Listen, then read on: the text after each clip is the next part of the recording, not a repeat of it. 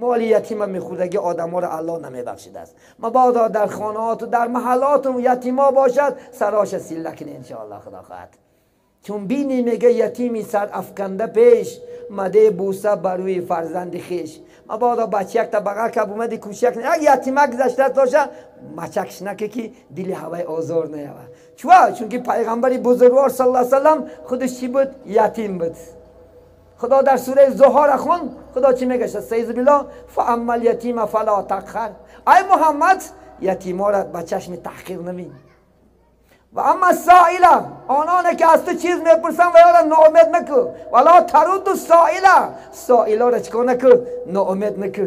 بینین پیغمبر را تاکید میکرد الله سبحانه و تعالی کسی که مال یتیما میخوره و علامه دوزخ خوردگی ای.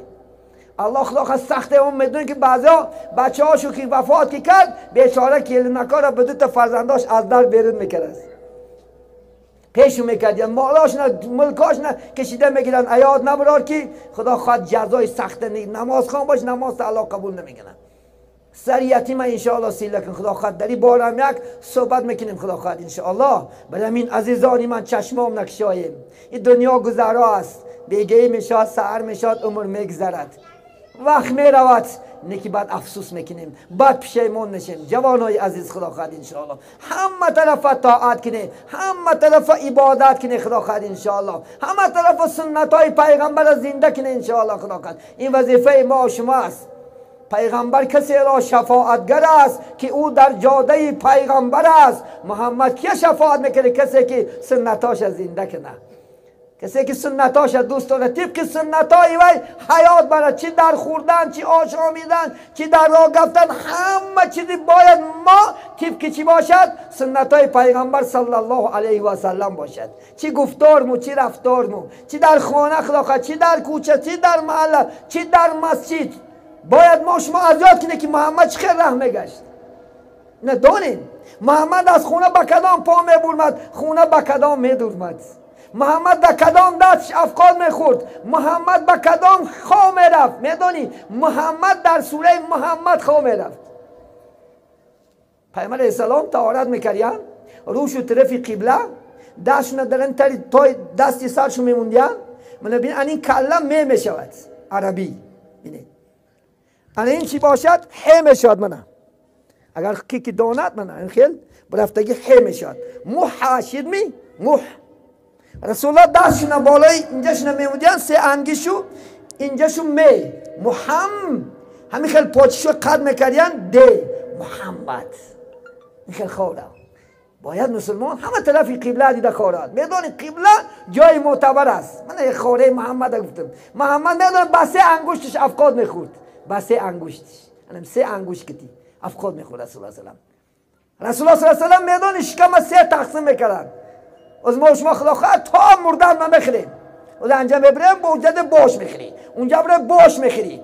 پیغمبر بزرگم که شما شکمات نه سه تقسیم کنید یک قسم برای آب یک قسم برای طعام یک قسم برای هوا. هوا هم جامون خدا گفته است که کلو واشربو ولا تسرفو ولکن نگفته است که کلو واشربو تا گلو نگفته بخور. سه قسم که خدا خواهد هرگز کسل نمیشه هرگز. از یونان پیش پیامبر اسلام مدینه یک وی آمد دختر آمد برای طبابت. وقتی که آمد یک ماه دو ماه استاد که یک تن تا مسلمان ها اومد خلاص پیش رسول الله همسوبش که یا محمد برای چی مسلمان های قدر کسل نمیشن؟ سبب گفتن ما که گیش نمونیم بعد تا میخریم.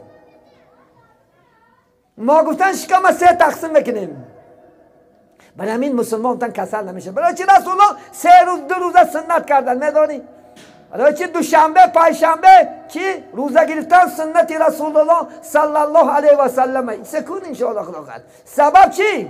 چون که خدا خواهد 2 روز خور یک روز دمته 3 روز خور خدا خواهد 1 روز دمته ان شاء الله خدا خواهد. این سببش همه چی است؟ خدا خواهد سلامتی ما و شما ده چی میشود؟ الحمدلله این چیز خدا خواهد چی میشود؟ یک چنگ میشود که ما و شما بیمار نمیشیم.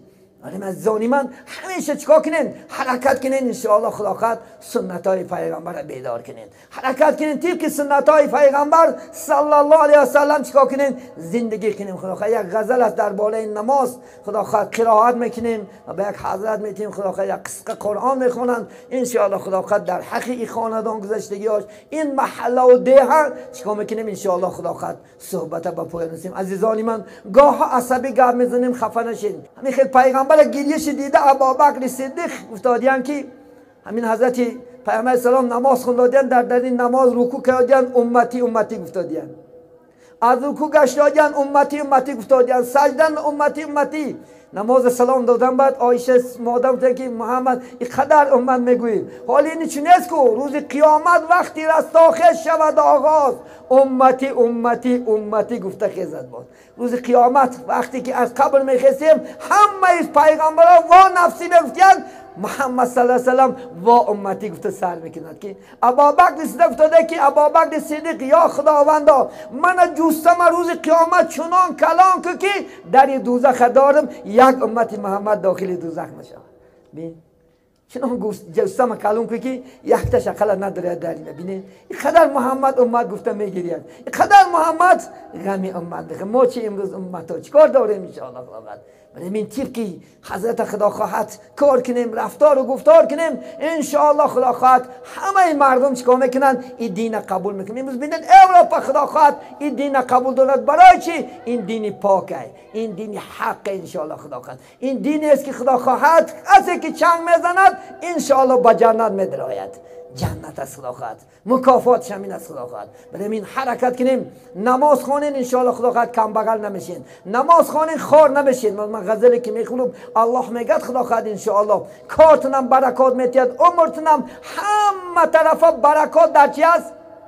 همین نماز است خدا خواهد. خودت خون، زنت خونه، بچه‌ات، دخترات نماز خوانن ان شاء الله خدا خواهد برکت در همین است. من چخیلی که شاعر گفته است خدا خواهد ان شاء الله. من قرائت میکنم بعد یک دعا میکنیم قرآن میخونیم.